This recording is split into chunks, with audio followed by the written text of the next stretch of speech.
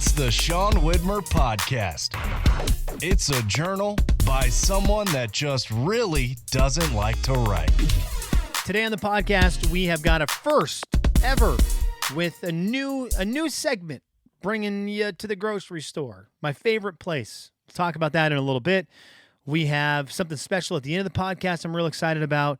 We're going to talk about a new app, something that I miss dearly. Some sports here in just 1 second. Quick sports to start off the podcast. Before any of that, though, I did want to say thank you to everybody who has been sending comments on what's working and not working with the YouTube stuff. We've been on YouTube now. We brought the YouTube back last week, and so now we're in week 2 of broadcasting on YouTube. I've got some graphic stuff coming to you today that is like a Andy Milanakis show level of graphical amazement. So get ready. Buckle up if you watch on YouTube. If not, you can go check it out.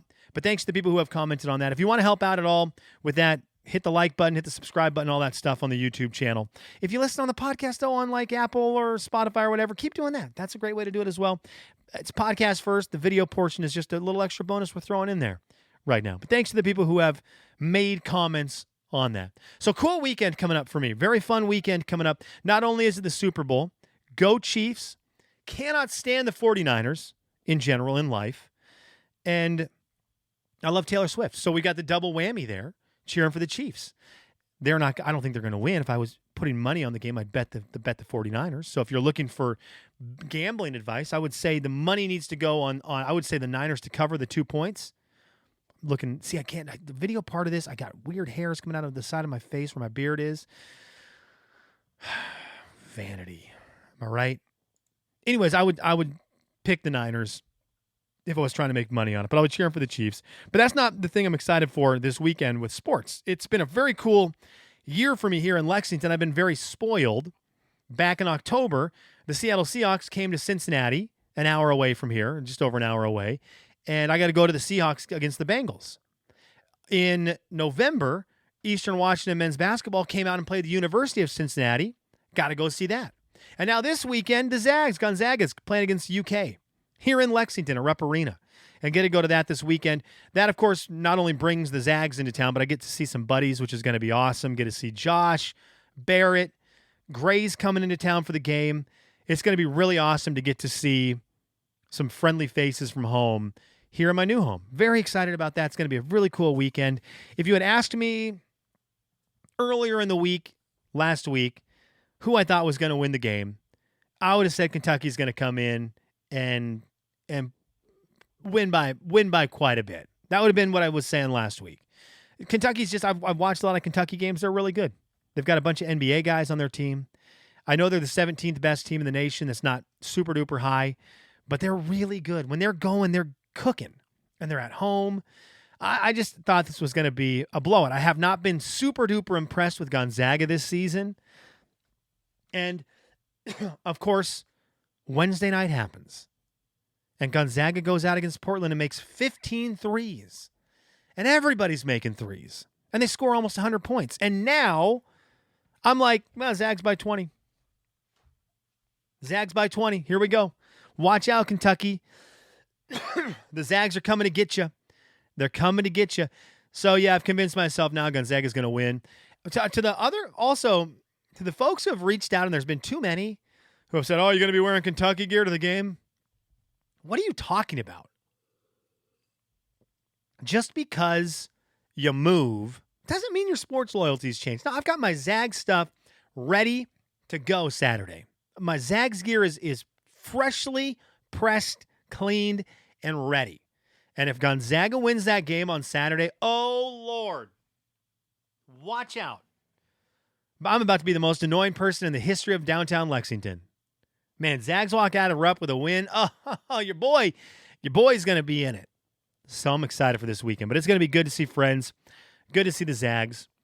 It's funny, the Zags, the Eags, and the Seahawks are the 3 teams that really, of any teams, I would drive to see if they were anywhere in the area. Right in the preseason, if Eastern gets to play one of these Big Ten schools or an SEC school, and it's even within 5-6 hours, I'm going to drive to that game every time.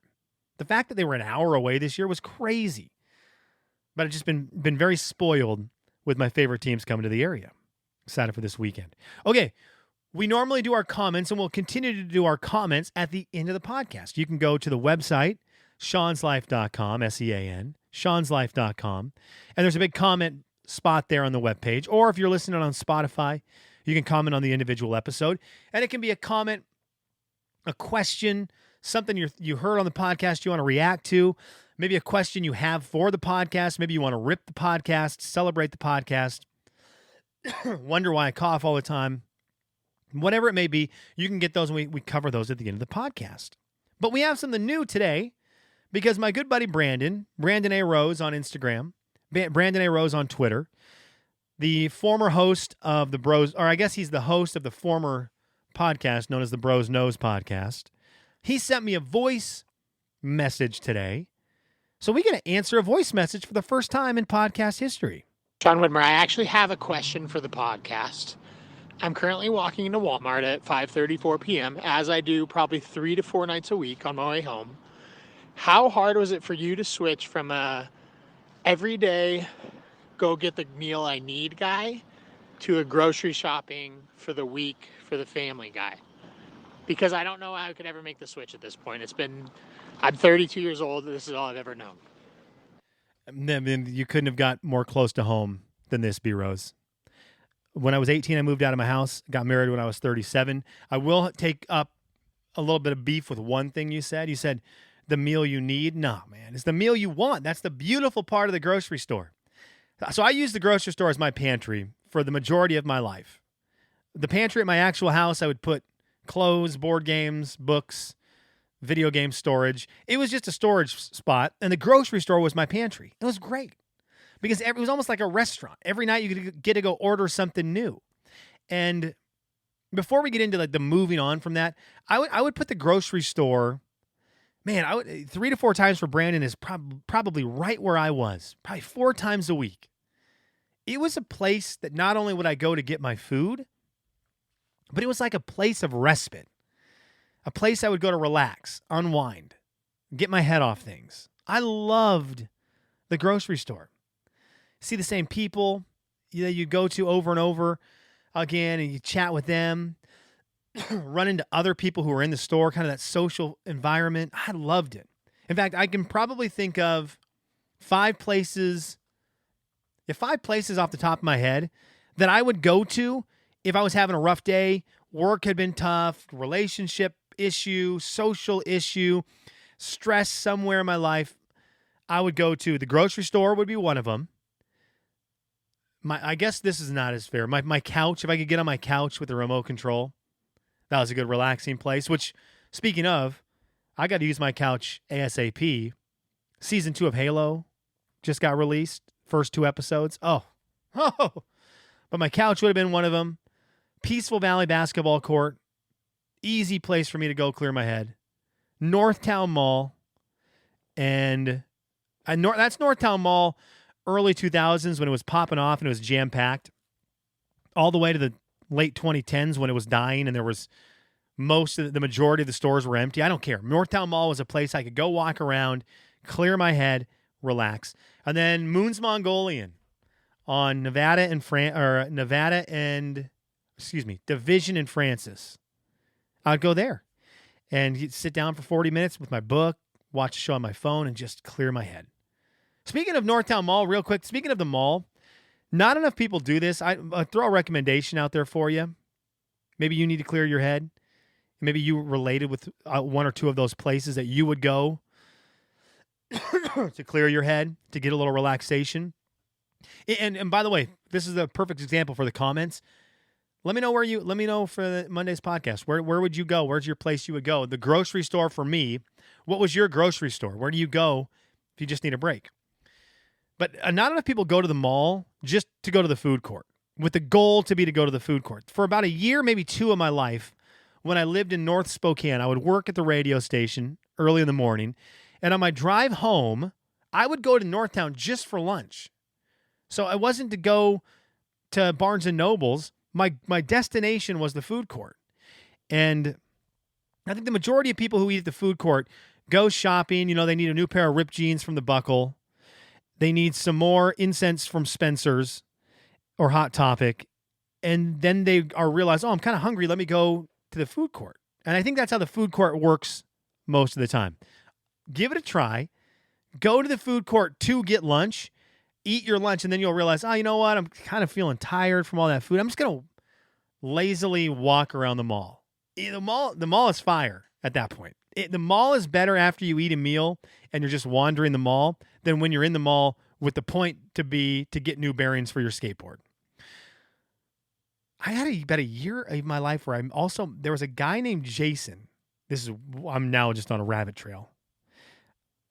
There was a guy named Jason we played basketball with at a gym up in North Spokane.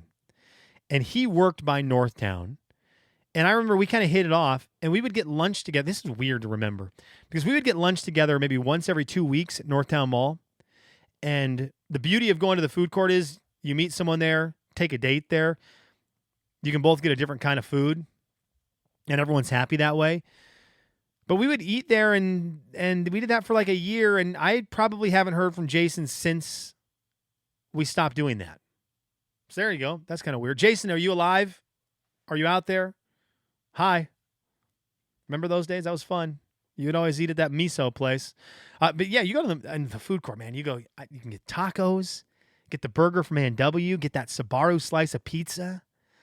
Every mall has the Asian food that's not Panda Express. If you have a Panda Express, congratulations, you've made it. Your mall has made it. You are top end, top tier. But you would have the Asian food place that had a name that was a play off of Panda Express. Like, it would be really close to it, but not quite there. The Panda Noodle. And you'd go there, you'd get that plate of food where you'd look at that chicken, that breaded chicken, and the stuff on the outside of it. The consistency just wasn't right. Maybe a little congealed on that chicken. And you go, oh, I should question this. Then you'd eat the whole plate and go, nah, question it. Leave those questions for somebody else. This guy questioned that? No way. That's future Sean problem. Oh, I love that. Anyways, mall food court, very diverse. Give it a try. Go there for lunch. Fall into some shopping. You're welcome. Anyways, I divert to Brandon's question. It was a hard transition to go from going to the grocery store 3 to 4 times a week to not going at all. My wife does the shopping on a Friday or Saturday. She gets all the stuff for the week. She's crazy enough to plan out our menu for the entire week. I know a lot of people do this. It has taken a little bit of getting used to. She makes great food that I would normally make when I was going to the store every day. But for some reason, like burgers on a Wednesday when they were spur of the moment, for me, tasted better than burgers on a Wednesday when they were pre-planned. Why is that? Because I am annoying. Because my brain is annoying. But I'm getting used to it. It's just a really hard transition. I know my wife knows that I love the grocery store, and I can tell when I'm having a rough day, she'll look at me and be like, do you think maybe you should probably go get us some more paper towels at the grocery store? We're running low. And it's her nice way of being like, I get it. You're stressed. Go to the grocery store, weirdo. Why do you like it so much? So yeah, Brandon, good luck with the transition. I think most people have to do it at some point. I hope that enough people got to live in that world like we did, B-Rose, where you get to do that grocery store as your pantry for a very long time, because it's living. Oh, it's living. Man, go to the grocery store with $5 and you're like, what can I get for dinner tonight? Looking at all those little tags that have the sales prices, you're like, well, we got to find something on sale. So then the next thing you know, you're like, I wonder what would pair well with this Chef Boyardee Frank's Red Hot styled SpaghettiOs with meat chunks. I wonder what would pair well with that. Pepto-Bismol was always the answer. Oh yeah, I'm excited for this. I'm real excited for this. Brandon, good luck. Good luck, man. That's a hard transition. I'm very excited for this. Thank you to Glenn Case for making it happen. One of my good friends, one of the most musically talented person that I know. Well, one of the most musically talented people that I know. Dude's a freak. Every January, he does a thing called Jamuary, where he writes a new song every day of the month. And he live streams them, so you can see the process of writing and making a song. And it's great. You can go check it out at Glenn's Facebook or on his Instagram. go check out his YouTube channel, GLENNCASE. I texted him yesterday and I was like, hey, Glenn, any chance that throughout the time you were doing January, you left anything on the cutting board floor, did you leave anything on the cutting room floor that I could use for the Kelly's What Are You Into segment? He responded within 3 minutes with what I'm going to play for you here next. Kelly's What Are You Into is a segment that we started doing a couple years ago on the show. Friend of the program, friend of the podcast, Kelly, she reached out and said, one of the things I love and I would love if you kept doing on the show is when you're into something, let us know about it so that, if my wife was into some kind of skincare product, there you go. You got a recommendation. If I'm into some kind of video game, recommendation. And so we do Kelly's What Are You Into at the end of the podcast every day. And now it comes with a jingle. Thanks to Glenn Case. Kelly's What Are You Into? I love that guy. It was 3 minutes. I say, hey, man, the segment's called Kelly's What Are You Into? And he's like, does this work? Yep. And today's Kelly's What Are You Into has to do with a phone app. It is called Coffee Golf. Thanks to Ryan for tipping me off to this app. It is a golf game. I don't know that it's going to stand the test of time like Golf Impact has for me. But Coffee Golf, here's how it works. Very awesome idea. Very fun game. You look down at a map from up high, up on top of the world. And it's not like a great graphical game. It's a pretty sketch drawing. The graphics are cool on it, but you see this big map and there's 5 golf holes on it. And you get a golf ball, you get a driver, a wedge, and a putter. And your goal is to knock the ball into each one of the holes in as few strokes as possible. You can hit it. You can go to any hole you want. There's no specific order you have to do this in. The thing is, the ball has to go into all 5 holes. That's it. And so you do it. You see how many strokes it took you to do that, and then you can share it with your friends. And it's really cool. And if you do it in like a certain amount of hole, like a certain amount of strokes or less, you win little coins. And then these coins are used daily because you only get to do the main mode once a day, one new course every day. How many shots does it take you to make it in 5 holes? But then the side game, you get to do these one-on-one games against other people where you both start at the same time, you're looking at the same map, and you're going against someone else to see who can score the lowest score on 5 holes. And it's really fun. Coffee Golf. Highly recommended. Ryan, thank you for sending it to me. I'm addicted to it right now.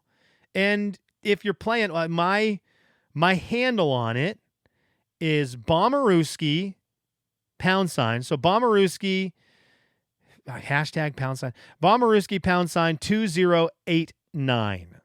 Gary Payton, Doug Baldwin. Bommarooski number 2089. Add me as a friend. We can play. Very fun.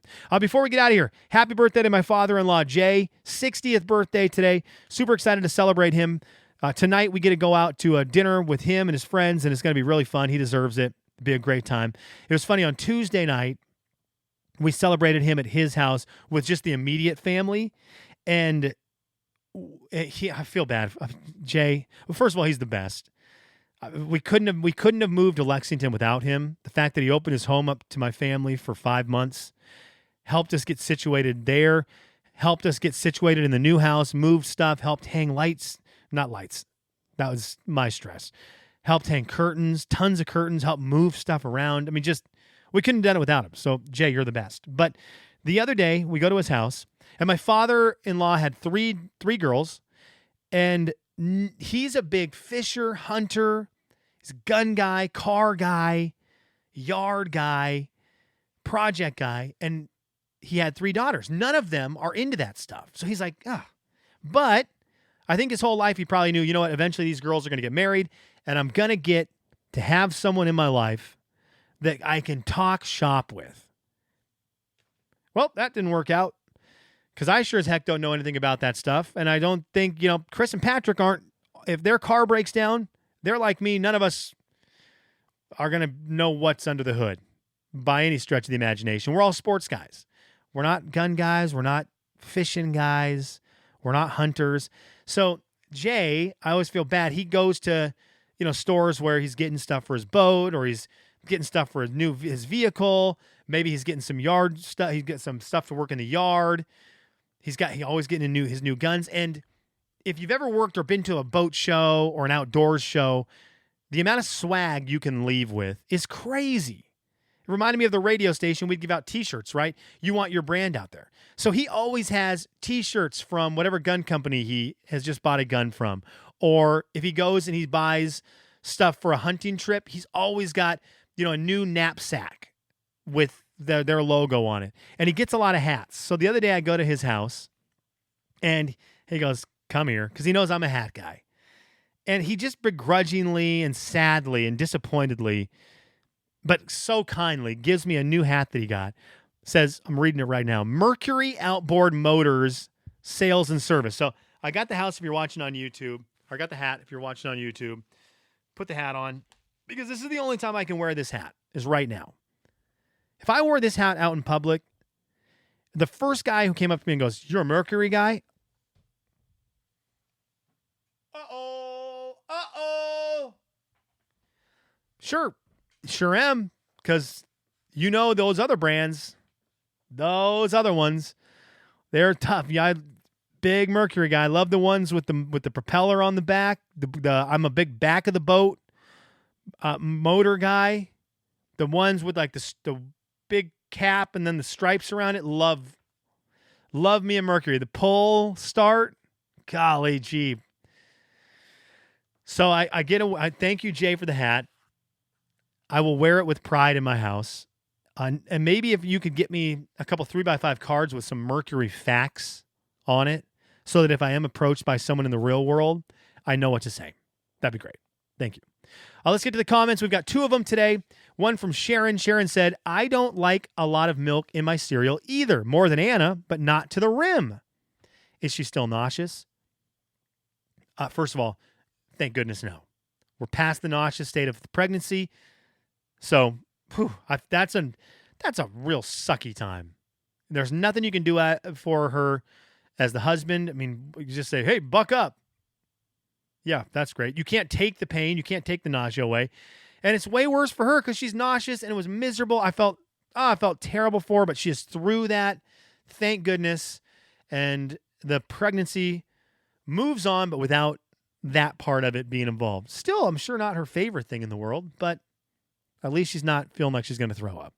As for the milk thing, Sharon, at least you want some milk in there so you're not all the way crazy. You got to have enough that your cereal can at least get a little soggy. And if you're eating any kind of chocolate cereal, like what happens? I just don't understand how you don't want to have enough milk that the milk at the bottom turns into the flavor of the cereal. My mind is blown by you dry cereal eaters out there.